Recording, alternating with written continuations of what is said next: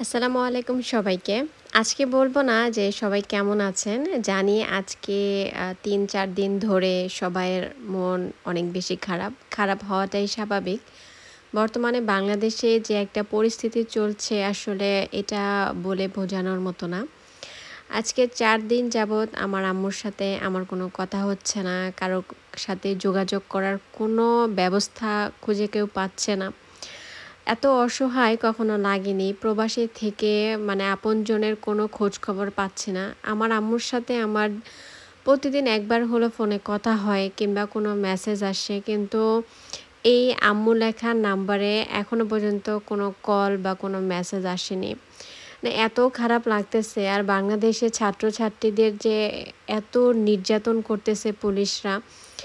আর যে কয়দিন আগে আবু সাঈদ উনি মারা গেল, উনার জন্য আসলে অনেক বেশি খারাপ লাগছে, বিশেষ করে উনার পরিবারটার জন্যে। উনার বোন কিভাবে কান্না করছে আসলে কান্নাটা দেখে আমার অনেক বেশি খারাপ লাগছিল। আমরা সবসময় ১৯৫২ সালের ভাষা আন্দোলনের বিষয়ে বইয়ে পড়েছি বা টিভিতে ছবির মাধ্যমে, নাটকের মাধ্যমে দেখেছি। এখন ২০২৪-এ এসে এটা সরাসরি দেখতে হচ্ছে।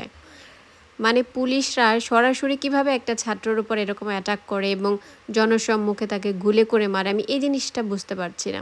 আপনারা এই ছেলেটাকে মারার কি দরকার ছিল? ছেলেটা অনেক মেধাবী ছিল। উনি তো আপনাদের কিছু করতে আসেনি। সে শুধু বুক পেতে সামনে দাঁড়িয়েছিল। তার ভাইদের জন্য এবং তার নিজের অধিকারের জন্য সে দাঁড়িয়েছিল। সে তো অন্যায় কিছু করেনি। কিন্তু আপনারা উনাকে মারতেন, ধরতেন। উনাকে এরকম জনসম্মুখে যে ডাইরেক্ট গুলি করলেন, এটা আপনি কিভাবে পারলেন? আপনারও তো ঘরের সন্তান আছে বা উনার বয়সে একটা ভাইও তো থাকতে পারে। আপনি কি পারতেন যে আপনার সন্তানকে এভাবে গুলি করে মারতে সবার সামনে?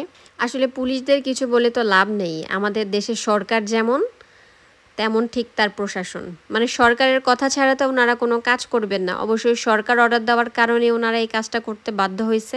আসলে সরকার মনে করছিল কি যে কয়েকদিন আগেও তো এরকম কোঠা নিয়ে আন্দোলন করছিল ছাত্রছাত্রীরা। আবার এটা নরমাল করে থেমে যাবে। কিন্তু উনি বুঝতে পারে নাই যে এই সংগ্রামটা আর এই আন্দোলনটা কতটুক যাইতে পারে।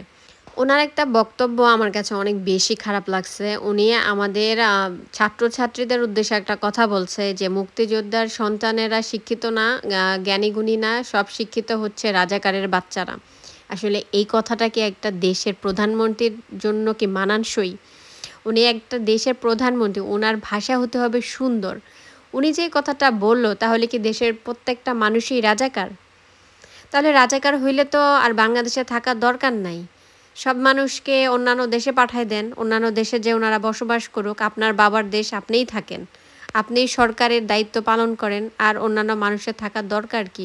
আমার এই ভিডিওটা দেখে প্লিজ কেউ মাইন্ড করবেন না। কারণ নিজের ভিতরে একটা ক্ষোভ ছিল। সে ক্ষোভটাই মানে ভিডিওর মাধ্যমে প্রকাশ করছি আপনাদের সাথে আরকি।